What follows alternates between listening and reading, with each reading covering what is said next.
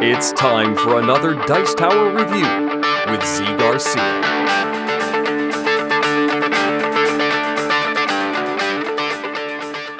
Hey folks, today I'm going to take a look at Karuba.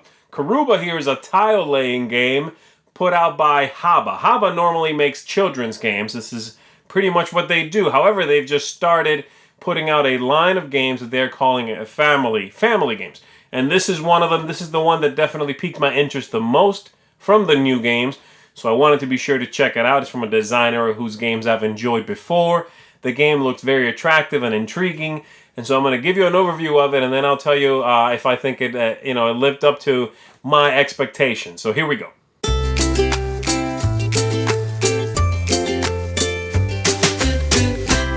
The objective of the game is to get the most victory points, and you're going to be getting points from two things. You're going to be getting points from getting your explorers all the way to their respective temples, and the earlier you do that, the better you do. In a game with two players, if you're the first one to do it, you get 5 points. The second player to do it will get 3, and these change depending on the number of players, up to 4 players. Here are the other ones that we're not using in this demonstration. And then the other way you get points is by picking these up. These clear gems are worth 1 point at the end of the game, and then these nuggets of gold are worth 2. That's basically it. This is what it looks like set up for one player. And everyone's going to do this except for one of the players whose tiles are going to be shuffled up and randomized. And then you are ready to begin. Another thing that's very important to understand is that everyone's board, so this will be my board here, I have to set this up exactly as everyone else did. So my yellow temple will go in the exact same spot.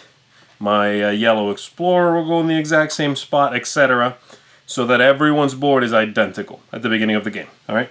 I'm just going to do this real quick, but I probably won't be playing on this board. I'll be showing you on this one.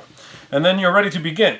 When you play, you are going to, the player who has the randomized stack is going to draw one, and they are going to say what the number is. So this is my randomized stack here, and I would flip it and say, okay, it's 15.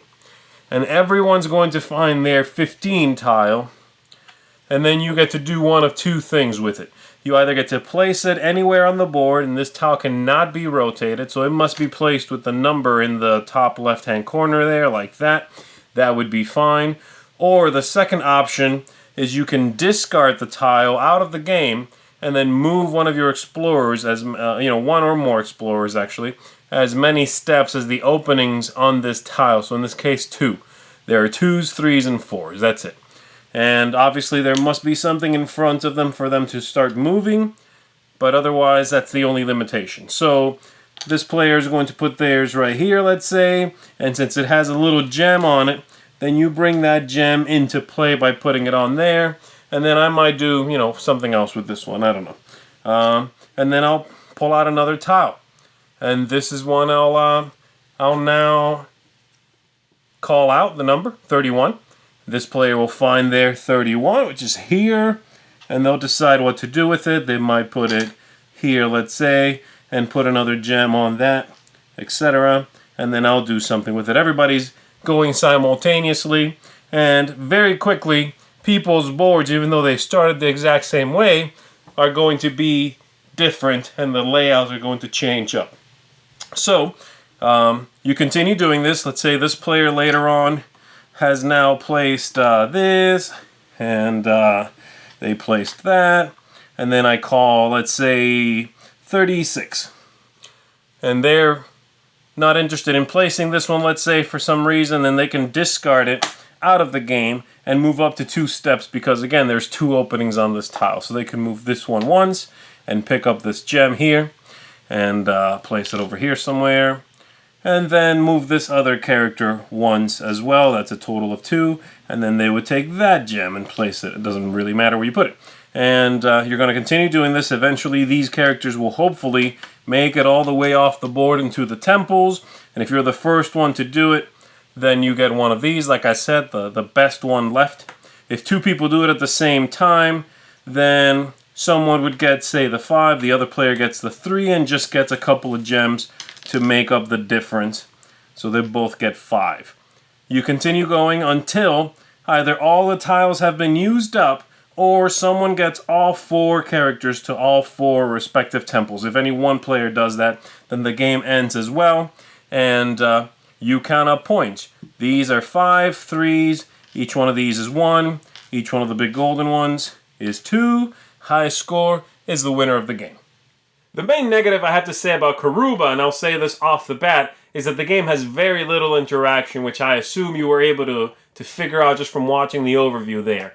It's really a puzzle-solving game that everybody is doing simultaneously, and so if you want interaction in your games, this is not going to give it to you. You can stop watching this now, okay? However, I will say that this game is absolutely one of the best puzzle-solving games in that solitaire genre of games. I adored this game. It has played well with gamers. It has played well with children. It is immediately engaging. It is easy to teach. Every time I bring this out, I have a blast solving my own little puzzle, hoping I come out ahead, trying to hurry down specific paths and beat other people to those temples, which again is a little bit of interaction, but certainly not direct interaction.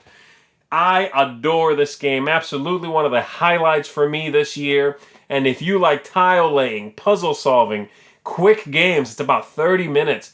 If you like to play games with groups that are mixed kids and parents, kids and older folks, then this is going to shine under all of those situations. Karuba is an excellent game, so huge kudos to Haba for putting this out. An amazing game. Check this one out, folks. Karuba, 2 thumbs way up from me. Thanks so much for watching the Dice Tower videos. Find more great videos and reviews, as well as our top-rated audio podcast at Dicetower.com. You can also find other great shows at DicetowerNetwork.com. I'm Eric Summerer, and you've been watching The Dice Tower.